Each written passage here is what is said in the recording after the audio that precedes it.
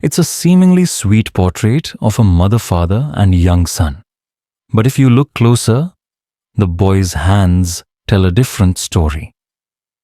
Dr. Marcus Webb adjusted his reading glasses, leaning closer to his computer screen on a grey afternoon in November 2024.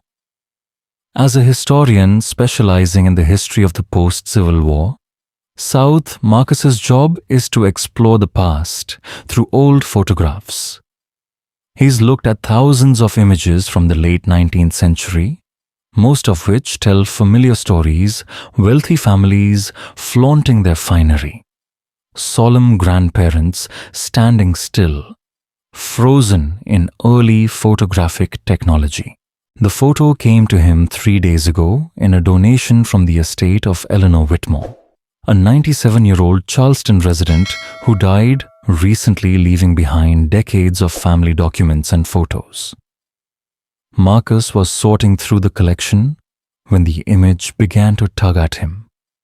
The living room in the photograph was elegantly furnished, late 19th century style circa 1895, in its furnishings and decorations.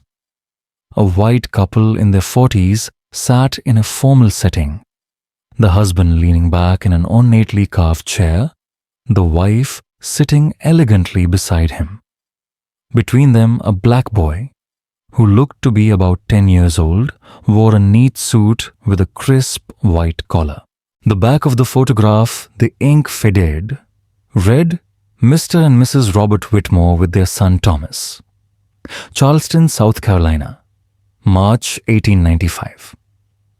At first glance, it looked like a family portrait, perhaps, of a foster child in a time when such cases were uncommon, but not rare. Marcus had seen similar photographs before, but they were rare enough to warrant a closer look. But something nagged at him, a vague feeling that the photograph wasn't quite right. The boy's expression seemed carefully controlled, almost blank. His posture was rigid, beyond the usual stiffness of long exposures. Marcus zoomed in on the digital scan, examining each face. Robert Whitmore looked wealthy, confident, the look of a successful businessman. His wife, Constance, elegant, composed, her hands folded in her lap. Then Marcus stopped at the boy. Thomas stood between them, but there was no physical contact, no hand on his shoulder, no sign of affection or connection. His eyes stared straight into the lens with an intensity unusual for a child. Marcus saved the photo to his priority research folder, making a note to investigate further. The Whitmores were a prominent Charleston family, prominent in the textile and real estate industries in the late 19th century. Finding information about them would be easy. But what Marcus didn't realize was that this one photo would reveal a story hidden for 129 years. A tale of theft, lies, and a child trying to send a message to the future. The next day, Marcus began his investigation through Charleston's historical records. Robert Whitmore was actually a successful textile merchant who owned several properties downtown. He and Constance had married in 1882, but according to birth records, they had no biological children. The first strange thing Marcus noticed, there was no official adoption certificate for Thomas Whitmore. Adoptions were often informal in the 1890s, but given the Whitmores' social standing, they would certainly have created a legal record, especially if it involved inheritance of property. Marcus expanded his search, combing through the 1895 newspapers. Many articles mentioned the Whitmore Family Society pages, charities, business announcements, church functions. In an April 1895 article, just one line mentioned, Mr. and Mrs. Robert Whitmore were present with their young guardian Thomas at Easter service in St. Philip's Church. Note the word ward guardian, not son. A small word but it opens up a deep mystery that Marcus has only scratched the surface of. From the language used in the article, Marcus sensed an important clue. He decided to contact Dr. Jennifer Cole, a colleague who specialized in digital restoration and forensic analysis of historical photographs. 2 days later, Jennifer showed up at the office with state-of-the-art scanning equipment. Marcus immediately handed over the Whitmore family portrait. "I need you to analyze this photo at the highest resolution possible." Marcus explained, his voice low and serious. "There's something wrong with this image, but I can't quite figure it out yet." Jennifer began setting up the equipment. The advanced scanner broke the photo into sections, stitching them together into a single image with detail far beyond the naked eye. As Jennifer loaded the upgrade onto her laptop, they both leaned in, fascinated by the details. "Let me increase the contrast and adjust the sharpness," Jennifer said, her hands working quickly on the keyboard.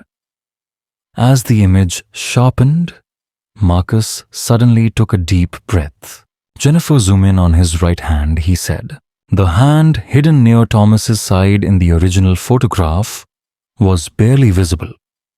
But with digital technology, each finger was clearly visible. The thumb and pinky were extended.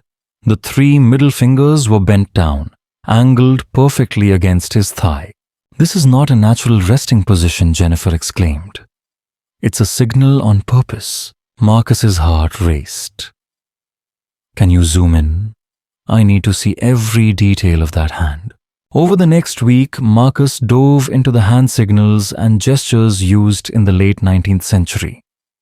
He consulted experts on the history of sign language, looked through military signals of the time, and searched through archives about how different communities communicated secretly. The breakthrough came from an unexpected source. Dr. Patricia Harrison, a professor of African American history at the University of South Carolina, responded to Marcus's query with haunting information. "What you describe sounds like distress signals taught in some free black communities in the South after the Civil War," Patricia explained over a video call. After the Civil War, free black families, especially those who owned land or businesses, faced many threats. Some developed their own signals to signal distress when they couldn't speak or it was too dangerous to communicate verbally. She sent Marcus several historical documents, including accounts from descendants of free black families in Charleston in the 1890s. One particular story from an oral history project from the 1930s recorded the Thompson family hand signal in Charleston. "My grandfather taught all of us a special sign. If any of us were in danger and couldn't speak, if we were in front of someone who was dangerous or was being forced to do something against our will, we would make this signal, thumb, and little finger extended 3 middle fingers, bent, pressed against the thigh, discreet, but understood by those who were observant. That was our way of saying, 'I need help,' without using words." Marcus stared at the description, then turned back to the enhanced photo of Thomas Whitmore. The hand position matched perfectly. He immediately searched for records of black families named Thompson, living in Charleston in the 1890s. What he found sent a chill down his spine. In January 1885, a man named Samuel Thompson, a self-employed carpenter and landowner, was reported missing by his sister Ada Thompson. Samuel owned a modest but valuable plot of land on the outskirts of Charleston, where he ran a lumber mill. He had a 10-year-old son, Thomas. A missing person report was filed with the Charleston police, but nothing seemed to come of it. Marcus was stunned. A small hand in an old photograph, a seemingly innocuous gesture, was a link to a hidden past. a silent cry in the night that had lasted nearly a century. The last entry in the file, dated March 1895, simply read, "No clue. Case closed." Marcus pulled out the Whitmore family portrait again, looking at Thomas's face with new understanding. This was not the adopted son of Robert and Constance Whitmore. This was little Thomas Thompson. Samuel Thompson's son kidnapped, standing in a stranger's living room, sending the desperate signal his father had taught him. A silent cry captured in a photograph 129 years old. Marcus knew he needed concrete evidence to support his theory. In the following days, he delved into Charleston County archives, looking at property records from the 1890s. And what he found formed a dazzling chain of evidence. Samuel Thompson had purchased 5 acres on Meeting Street in 1888, including a lumberyard and several small houses. Records showed he had paid in full, a remarkable feat for the time. His lumberyard was thriving, serving both white and black customers. Then, in February 1895, just a month after Samuel disappeared, the property was transferred to Robert Whitmore. Records listed the reason as payment of debts, with Samuel owing Whitmore a large sum of money and signing over ownership. Marcus looked closely at the signature on the paperwork. He was no handwriting expert, but he could see something was wrong. He compared it to Samuel's old signatures, business contracts, an 1890 loan application, a letter to the city council about street maintenance. And the forgery was clear. Samuel's real signature had distinct handwriting, distinctive T-crossings completely absent from the transfer documents. Marcus took careful notes, photographed each document, and created a detailed timeline. February 1895, Samuel Thompson disappears. That same month, the property is fraudulently transferred to Robert Whitmore. March 1895, a boy named Thomas appears in the Whitmore home, known as a ward, a guardian. But where is Samuel Thompson? He expands his search to death records, burial directories, cemetery records. There is no trace of Samuel in Charleston in 1895 or the following years. But Marcus finds something else. In Charleston, police records, there is a note from April 1895. Robert Whitmore reports a failed burglary on the Meeting Street property. The burglar fled when discovered. No loss, no suspects. Marcus is certain that the burglary was no ordinary one. Perhaps Ada Thompson, Samuel's sister, or someone in the black community, tried to investigate Samuel's mysterious disappearance and the suspicious property transfer. He contacted genealogists who specialize in African American family history to find descendants of Samuel Thompson or his sister Ada, who might have documents, stories, or information that had never appeared in official records. The breakthrough came from a genealogy website. Marcus posted a question about the Thompson family on various African American history research forums in Charleston and South Carolina. 3 weeks later, he received a message from James Thompson, a 71-year-old retired engineer living in Atlanta. James wrote, "I believe Samuel Thompson was my great-great-grandfather. My grandmother told me about him when I was a child. She said he was a talented carpenter who disappeared mysteriously, and his son was separated from his family. I have some documents that belong to my Aunt Ada. Would you like to see them?" Marcus immediately arranged a video call. When they connected, James handed him a leather folder that once belonged to Ada Thompson. Inside were letters, business documents, newspaper clippings, and most importantly, a handwritten account by Ada from 1896 titled, "The Truth About My Brother Samuel." James read, his voice choking. My brother Samuel was a good man, a talented craftsman, and a loving father. In January 1895, he said he was approached by a white businessman named Robert Whitmore, who wanted to buy his land. Samuel refused. The land was the result of his life's work, his freedom, and his son's future. Mr. Whitmore was not pleased. 2 weeks later, Samuel went to deliver a custom-made cabinet to a customer out of town. He never returned. I called the police, but they were not interested in finding a missing black man. I went to the wood shop and found the door closed. When I tried to open it, they said I was trespassing. Within a month, I discovered that the property had been transferred to Mr. Whitmore, saying it was to pay off a debt. Samuel had never owed any money. I protested again and again, but no one helped. Once again, Marcus felt the silence of history. A silent cry through the photographs and pages of documents echoing from more than a century ago, telling of an injustice that time could not erase. Then I learned something even more horrifying. Mr. Whitmore, the man who took my father, was raising his nephew Thomas in his home, calling him his ward, his guardian. I tried to see Thomas to talk to him, but he refused. I went to the authorities and they said Whitmore had taken him in as an act of charity because his father had abandoned him. A blatant lie. Samuel would never abandon Thomas. My brother was dead. I knew it in my heart. And the man who killed him had taken his son away from him. Ada continued her desperate efforts to save Thomas.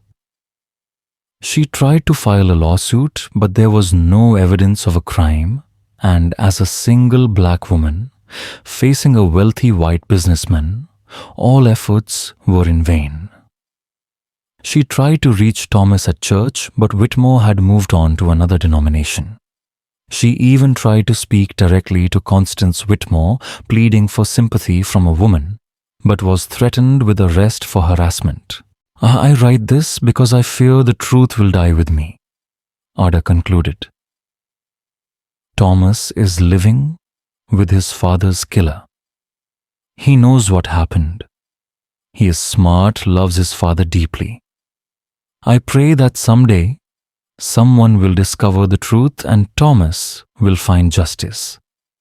Marcus sat silently stunned as James finished reading.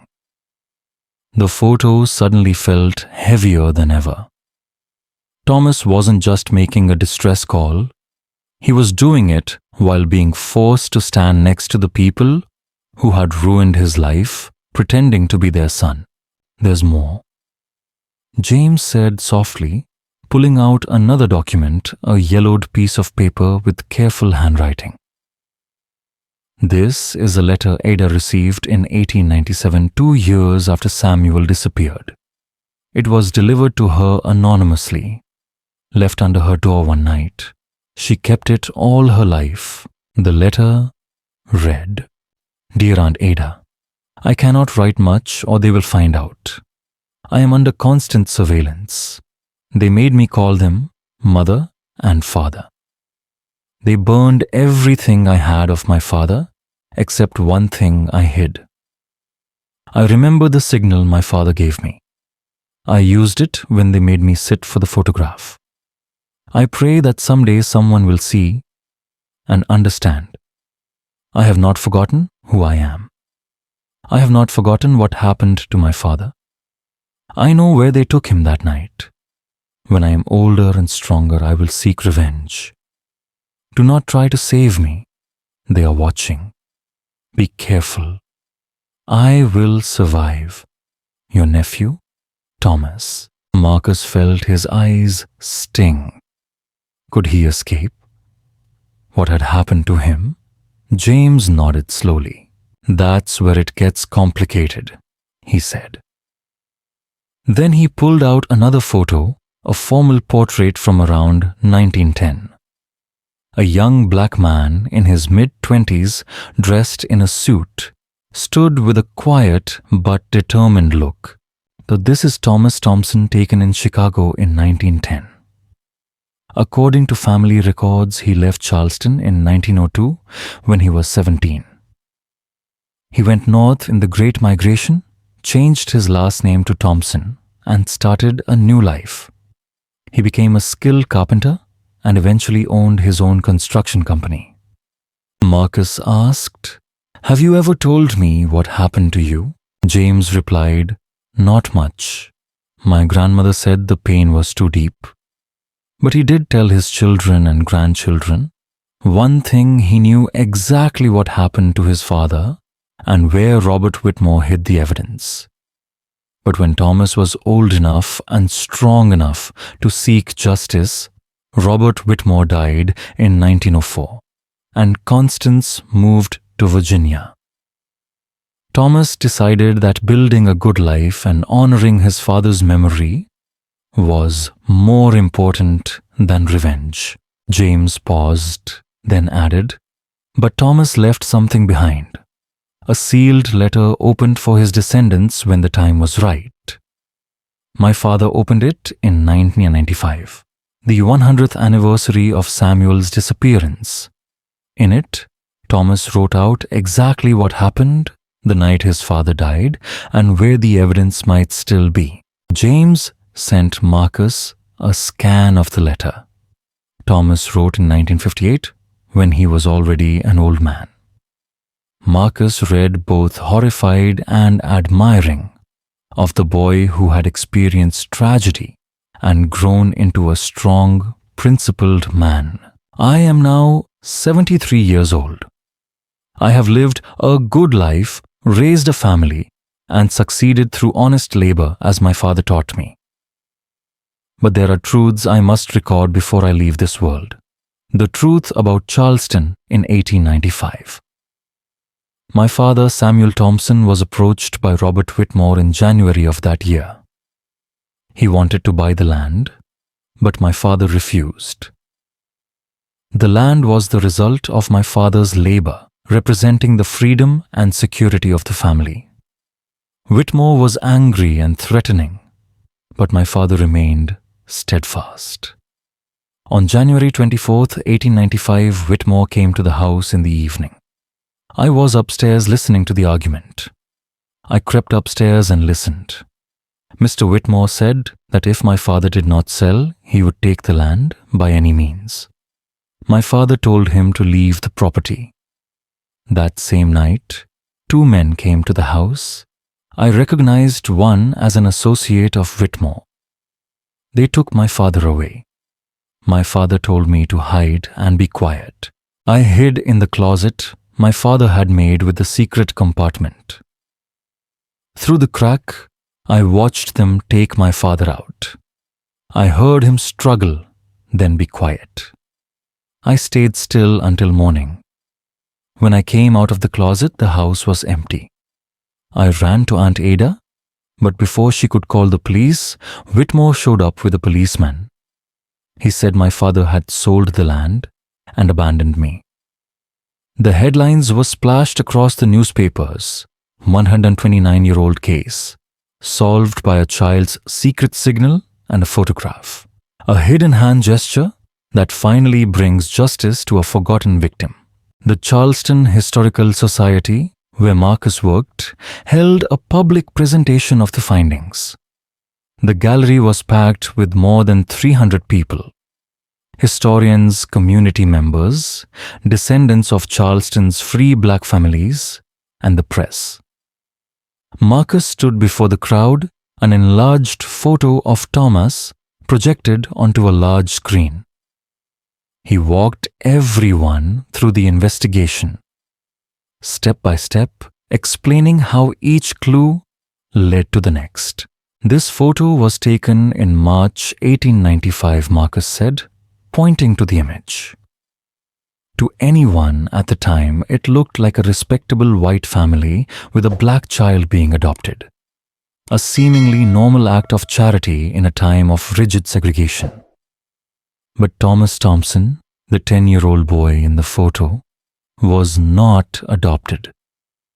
He was a kidnapper, living with the people who had killed his father and robbed his family. Marcus zoomed in on Thomas's hand. The gesture barely visible in the original print, pressed against his thigh, was Thomas's only way of calling for help. His father had taught him the signal for times of danger when he could not speak. He went on to explain how the gesture had been forgotten for 129 years until modern digital technology revealed it. Thomas Thompson lived in that house for 7 years, never forgetting who he was, never forgetting what had happened to his father. In 1902, at age 17, he fled to Chicago, took on the name Thompson, and built a new successful life that honored his carpentry and his father's memory. Patricia Harrison took the lead, providing historical context for the dangers faced by free black landowners after the Civil War. Samuel Thompson's story was not unique. Many African American landowners and businessmen were targeted by violence, fraud, and threats from white supremacists.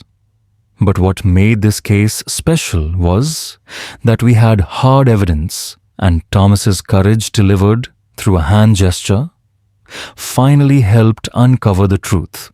DNA results returned 6 weeks later, confirming the remains were Samuel Thompson, the late James Thompson.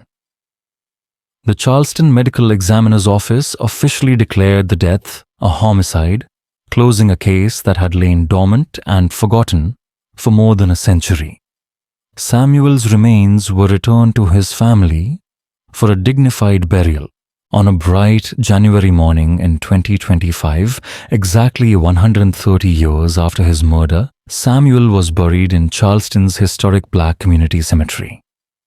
The grave was engraved with his name, birth and death dates, and an inscription chosen by his descendants. A talented carpenter, a devoted father taken from his son, but never forgotten. Next to Samuel's grave, the family placed a small memorial to Thomas Thompson, who died in Chicago in 1962. Thomas Thompson, 1885-1962, beloved son of Samuel Thompson. His timeless courage brought the truth to light. The ceremony was attended by more than 500 people. James Thompson spoke, his voice strong but emotional. My great-grandfather was murdered for refusing to give up the land he had worked for. His son was kidnapped and forced to live with his father's killer. But Thomas did not forget the truth, and he left us a message that has endured for 129 years. Today, Samuel Thompson finally received the justice and respect he deserved. Marcus stood in the middle of the funeral procession, watching James place a carpenter's square on Samuel's grave, a symbol of his profession and integrity. The photo that had opened the entire investigation was framed and placed on a shelf next to the grave.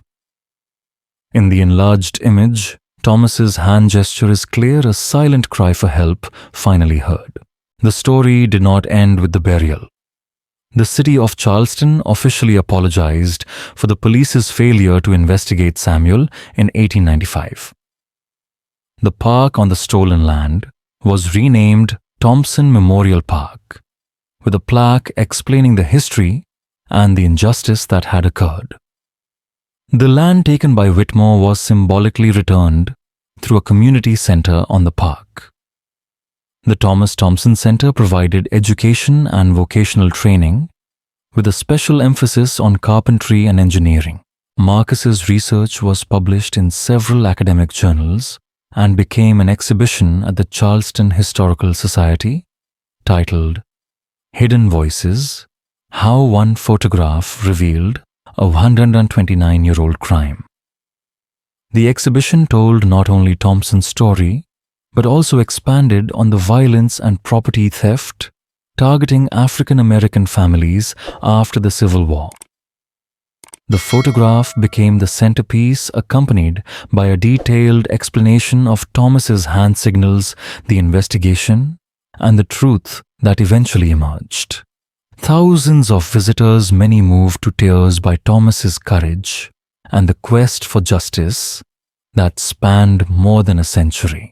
One afternoon, a few months after the exhibition opened, Marcus stood in the gallery, watching visitors look at the photograph. A teacher leads a group of high school students explaining the historical context and significance, the importance of bearing witness to difficult truths. A little girl raised her hand and asked, "Was Thomas ever happy?" Marcus smiled gently. Thomas Thompson lived to be 77.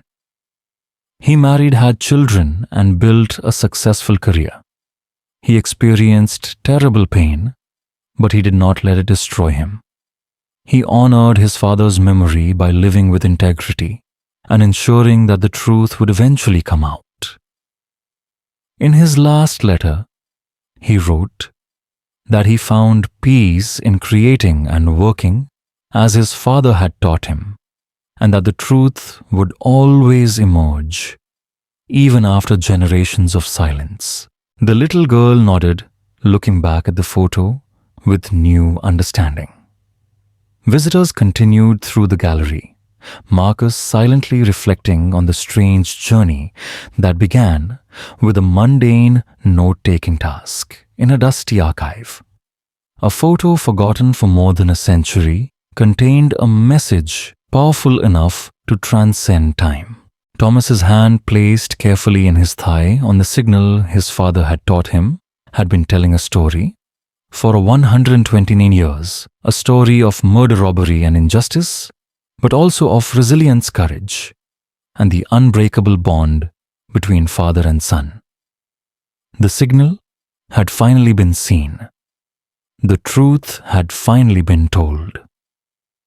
Samuel and Thomas Thompson, torn apart by violence but reunited in memory, had finally received the justice they deserved.